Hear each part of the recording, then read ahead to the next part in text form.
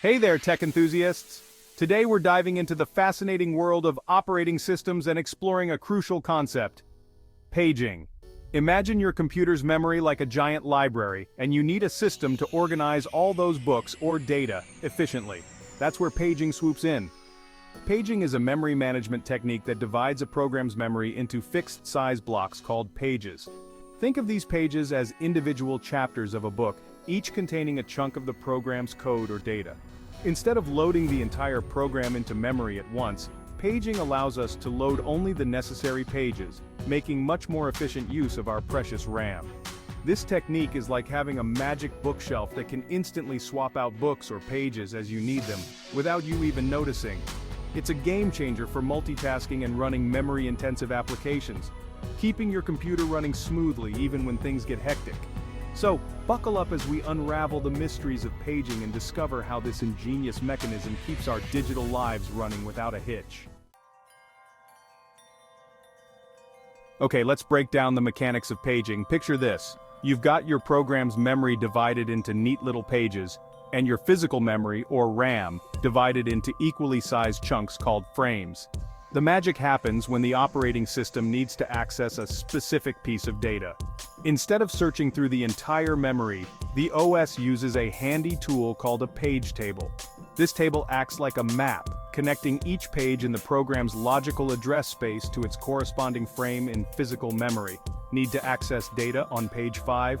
The page table tells you exactly which frame in RAM holds that information. Now, when the CPU wants to access data, it sends out a virtual address which includes the page number and an offset within that page. The operating system then uses the page table to translate this virtual address into a physical address, pointing to the exact location of the data in RAM. This process is called address translation, and it happens seamlessly behind the scenes thanks to the efficient mapping provided by the page table. It's like having a super fast librarian who can instantly locate any book you need. Paging isn't just about dividing memory into neat little blocks. It brings a whole host of benefits to the table. One of the most significant advantages is efficient memory utilization. By loading only the necessary pages into RAM, paging frees up valuable memory space for other programs or data. This means you can run multiple applications simultaneously without your computer slowing to a crawl. Remember those days of endless loading screens? Paging helps keep those at bay. Another key advantage is memory isolation. Each program operates within its own virtual address space, completely unaware of other programs sharing the physical memory. This isolation prevents programs from interfering with each other's data, enhancing system stability and security. Section 4. Paging isn't perfect, challenges and limitations. While paging is undeniably awesome, it's not without its challenges. One such hurdle is the overhead associated with address translation. Every memory access requires a quick trip to the page table, which can add a tiny bit of delay. To mitigate this, most modern systems employ a hardware mechanism called a Translation Lookaside Buffer, or TLB.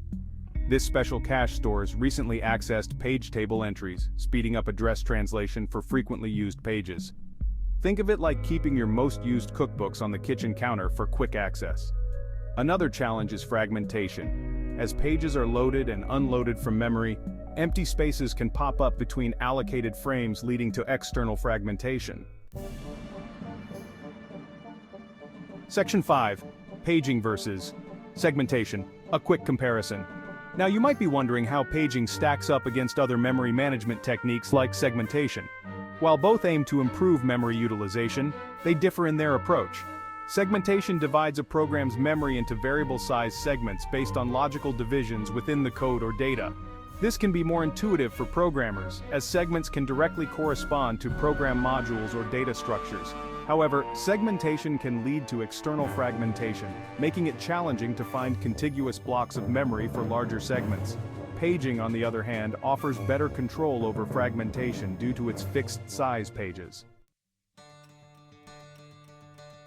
Section 6. Wrapping up. Paging's lasting impact. So there you have it, a crash course on paging, this ingenious memory management technique that keeps our computers humming along. From efficient memory utilization to enhanced security, paging plays a pivotal role in shaping our digital experiences. Understanding the ins and outs of paging gives you valuable insights into how operating systems manage the delicate dance of memory allocation and access. So next time you're blazing through multiple applications without a hitch, remember the unsung hero working behind the scenes. Paging. Keep those pages turning, and I'll catch you in our next tech breakdown.